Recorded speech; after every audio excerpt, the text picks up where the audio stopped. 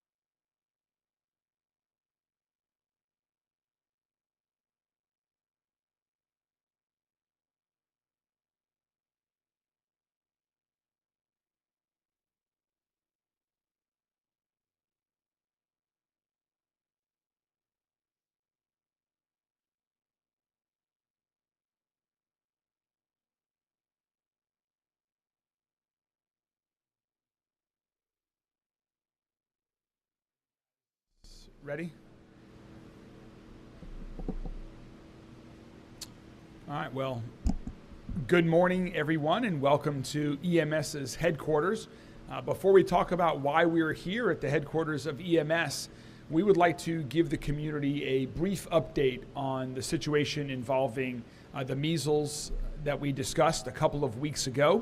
And here to provide that update is Dr. Chris Bryant from Louisville Metro Public Health Department. Dr. Bryant? Thank you, Mayor. So Louisville Metro Public Health and Wellness was advised yesterday, July 28th, that there is a second case of measles in Jefferson County. The infected individual is a known contact of our first case, and this individual has been in quarantine since becoming aware of their exposure, and so there are no new public exposures as a result of this case. Louisville Metro is not the only community in the Commonwealth experiencing cases of measles. To date, there have been 14 cases of measles across the state. I'd like to reiterate that our 2 cases are not related to the outbreak in Fayette and Woodford counties. So the good news is that people can protect themselves against measles.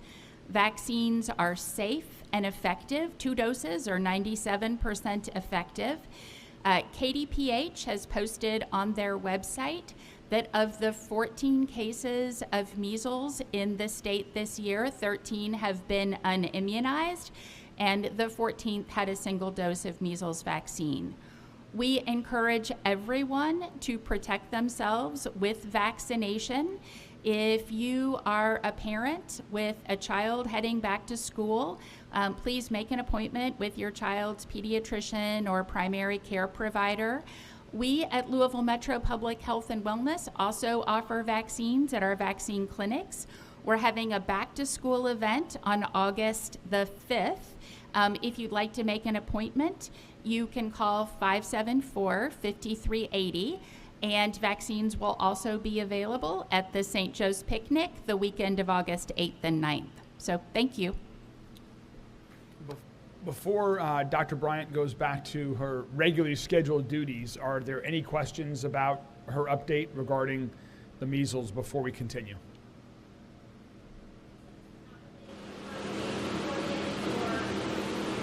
No, the second individual did have exposure to the first individual, but they have been both quarantining for a significant period of time. They are not related to the other cases elsewhere in Kentucky. Does this increase the contact tracing that you got to do? The question was, does this increase the contact tracing that we need to do? Yeah, thank you for that. I don't think so, because this individual has been in quarantine, so we don't anticipate any new exposures.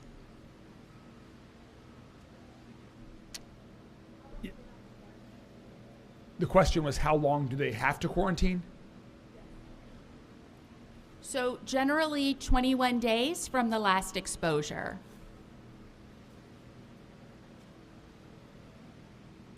All right, well, we want to thank Dr. Bryant and everyone at Louisville Metro Public Health for what they've done. We jumped on this as soon as we made aware, making the community aware. Thanks to all of your colleagues for the great contact tracing they have done and for all the follow-up that you're doing to make sure we stay on top of this in case anything else happens. So thank you all very much, and we'll hope for continued lack of news from your team over the coming days.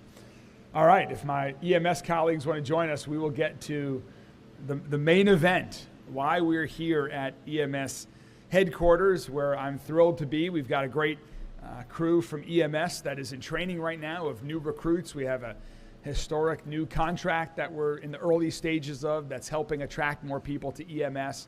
We're really excited about the future here. And one of the reasons we're excited about the future is because we continue to innovate. You know, at EMS, just like throughout all of Louisville Metro government, we're working hard to protect the health and safety of everyone who lives in Louisville. And there's so much great work that's happening right here at EMS. The EMS paramedics and entire team always respond with such skill and bravery, 24 hours a day, 7 days a week. And they, like me, are always looking to innovate, always looking to improve. Earlier this year, we joined everyone outside when we announced that Louisville Metro EMS was becoming the first agency in the state of Kentucky to provide whole blood to patients in the field. And that, just to reiterate, only about 1% of all EMS agencies nationwide provide this service to patients in the field. And now we've hit the 100-day mark where Louisville Metro EMS has been offering whole blood to their most critical patients in our community for 100 days. And we want to give you an update to share the positive results and also to let you know that other EMS agencies around the state are beginning to follow our lead right here in Louisville. Our EMS team is delivering care to those who need it most and to help those who are in the most frightening moments of their life. Just so you all know, the leading cause of preventable death in trauma victims is the loss of blood. And recent studies show that for every minute a traumatic victim does not get blood, mortality odds increase by 2%. Every minute literally counts. And in other cities where blood is being used in the field, survival rates for patients who have received pre-hospital blood transfusion have improved on average 75 to 85%. And I'm incredibly proud to share that in our first 100 days, our paramedics have done even better than the national average. We've seen survival rates of 92% for the 29 patients that have received blood en route to the hospital. That is worthy of applause.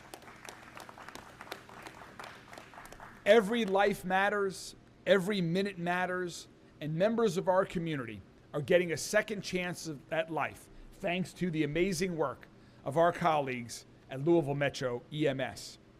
In just a little bit, we're going to provide a demonstration of how our paramedics administer blood to patients in the field. But first, I want to invite Louisville Metro EMS Medical Director and Emergency Medicine Physician, Dr. Raymond Orthober, to share more about this programming success. Dr. Orthober? Thank you, Mayor. Good morning. I am Dr. Raymond Orthober, O-R-T-H-O-B-E-R, MD, Medical Director for Louisville Metro EMS and Emergency Services. Well, thank you guys for having us here for our 100 days of blood. Louisville might be the first in Kentucky, but as the mayor said, we're also one in the 1% of agencies nationwide to adopt a whole blood program. The science shows that whole blood transfusions can be life-saving, especially in cases of traumatic hemorrhage where every second counts. It's important to note Louisville EMS is giving blood not only for trauma patients, but also for patients with certain medical conditions that can cause massive bleeding, such as emergencies related to pregnancy and emergencies related to GI bleeding. When someone is bleeding internally or externally from an injury, their body rapidly loses red blood cells, which carry oxygen, plasma, which helps with clotting, and platelets, which stop the bleeding. Louisville EMS has chosen to give whole blood, which contains all three of these components in one package, making it the most complete and effective option for resuscitation. Ultimately, it's a team effort between the team of paramedics who are trained on blood transfusion, the EMS professionals in the ambulance who continue to care for the patient, and then transferring care to the hospital teams to continue the resuscitation.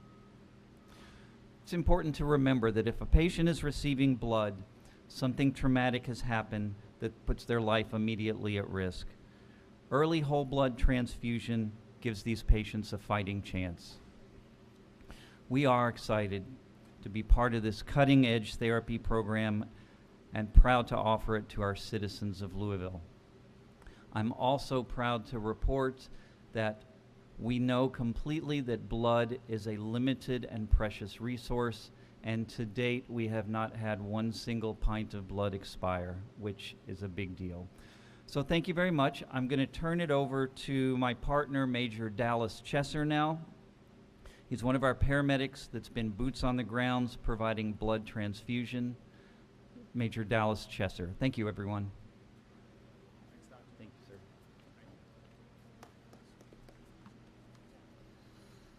sir. Hello, I'm Major Dallas Chesser. First and foremost, before I go any further, I want to recognize Major Erin Spurka and make sure that she gets every ounce of credit for the initial success of this program. Without her leadership and dedication, none of this would have been possible. And all the success, all the success that we've seen in the early days is a testament to what can be achieved with motivated leadership, a mission-driven team of professionals, education, and direction, and I'm really grateful to be part of it. As of this morning, there have been 34 successful field transfusions to a variety of different patients. And at any given time, Louisville Metro EMS has up to 2 paramedics in response cars carrying whole blood product who monitor emergency calls in real time, looking for signs that a patient might benefit from a transfusion. Additionally, every emergency medical technician, advanced EMT, or paramedic in our system can activate a blood medic response when they identify a potential need. For example, during these initial 100 days, a crew responded to a motorcyclist who was involved in a very severe accident. He was very seriously injured.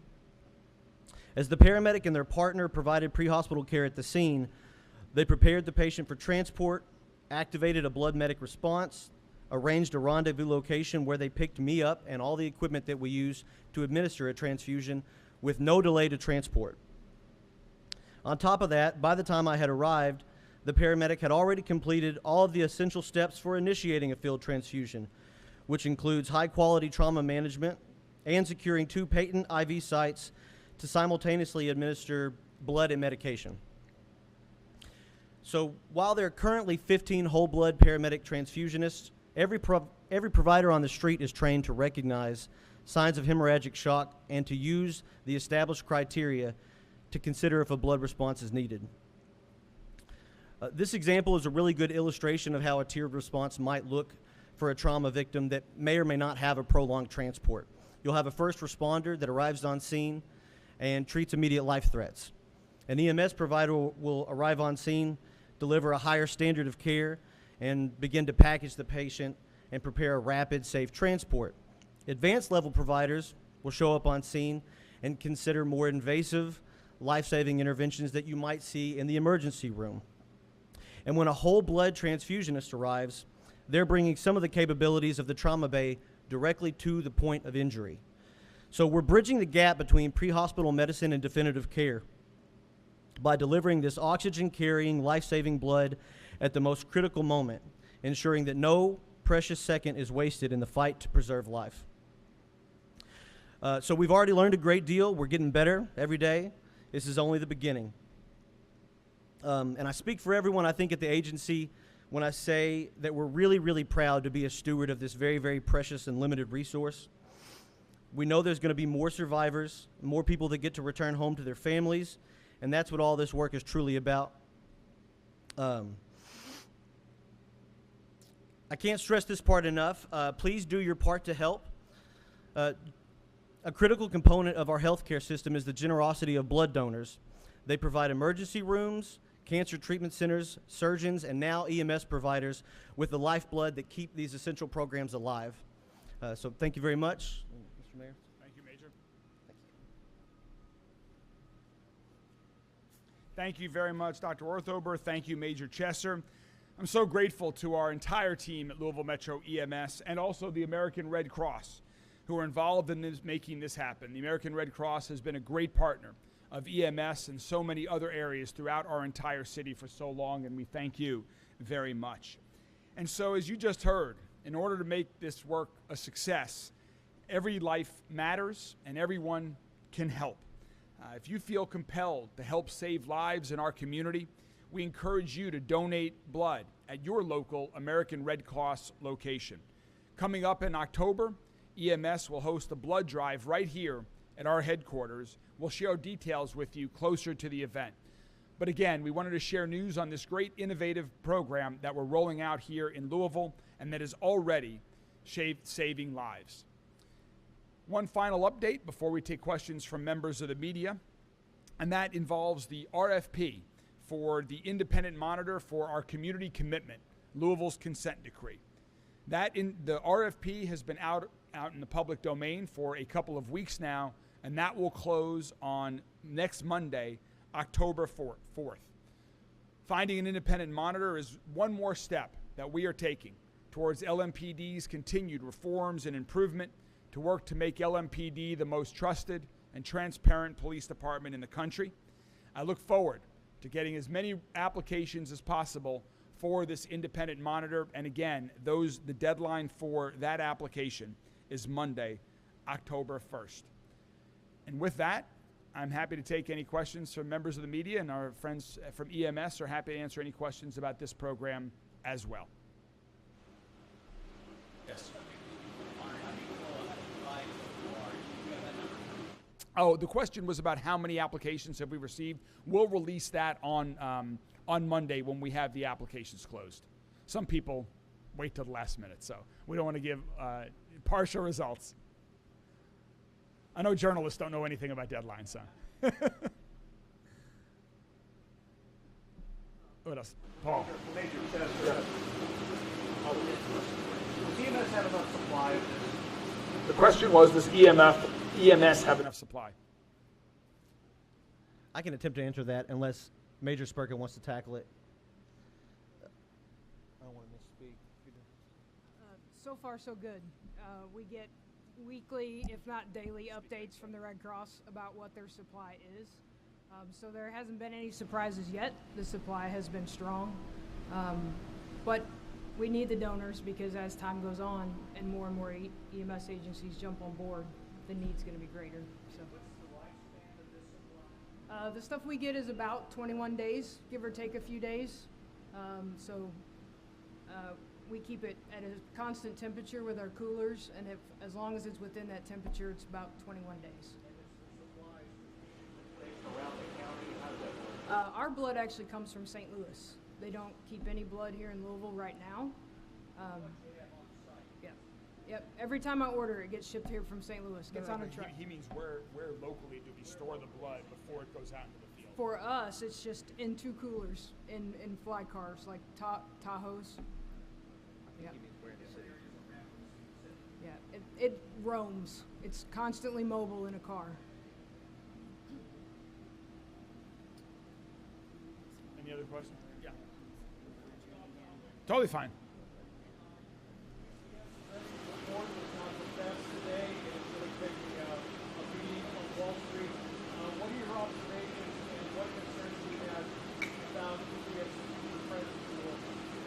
The question was about UPS and their earnings report that just came out. I've not yet seen that earnings report, but what I can tell you is that we are in regular conversation with UPS, which has been an amazing part of our Louisville community for decades. And I'm thrilled that UPS continues to invest in our community. They've just opened that new medical lab right there at the end of the runway that is bringing new businesses to our community, creating jobs, creating more volume for UPS. I understand that they've done some national restructuring, which actually I've been advised might create some opportunities for us here in Louisville because of the strength of our hub that exists here in Louisville. And so I am optimistic about the future of UPS as people continue to ship more and more, as UPS continues to innovate into other areas like the medical field. I'm confident that their leadership will continue to find ways to be successful and that they will continue to invest here in Louisville. We are a big part of UPS and very proud of it. And Louisville Economic Development Alliance and I will do everything we can to support them.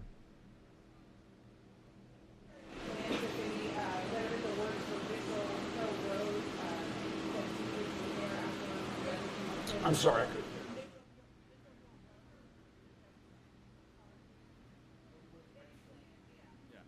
So the question was about plans for Mitchell Hill Road in Jefferson Memorial Forest. That is a road that was significantly impacted and hurt, damaged as a result of recent storms. And our Public Works team has been working on that. Deputy Mayor George has been working closely with Councilman Dan Sine on that project. We can get you specifics in terms of the schedule, but we'll get you a better update on the schedule. I don't have the schedule update off the top of my head. Any other questions, guys? Good? All right. Thank you all very much. Have a wonderful day, and thanks to all of our friends at EMS and the Red Cross. Thank you, guys. Oh, and you're going to do a demonstration, right? I guess, and we're going to do for members of the media, we're going to do a demonstration. If you guys want to move your cameras, they'll help you all get set up on that.